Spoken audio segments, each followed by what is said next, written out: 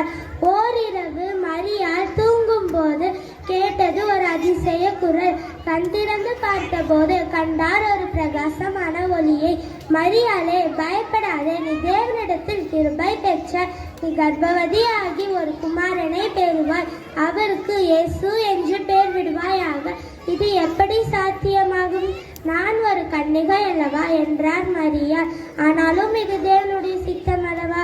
எனவே கூறினார் மரியாள், இதோ நான் தேவனுக்கு அடிமை, உம்முடைய வார்த்தையின்படியே எனக்கு ஆக கடவது என்று. திருமணத்திற்கு முன் மரியாள் கருவுற்றிருப்பது தெரிய வந்தது யோசேப்பிற்கு. ஆனாலும் இது தேவனுடைய சித்தம் என்றறிந்த யோசேப்பு இழக்க விரும்பவில்லை மரியாளை. நாசரேத்தின் அரசர் கொண்டு வந்தார் ஒரு புதிய சட்டத்தை.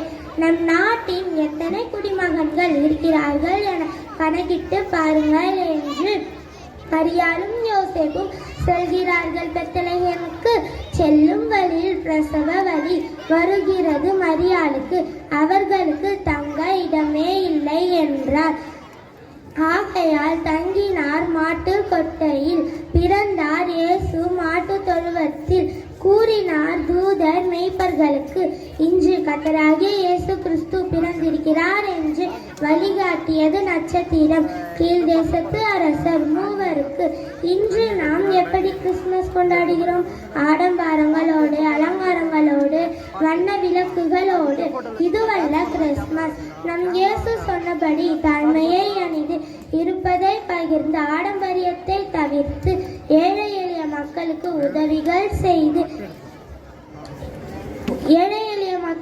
உதவி செய்து இயேசு பிறந்தத்தின் உன்னத நோக்கத்தை நிறைவேற்றுவோம். நன்றி.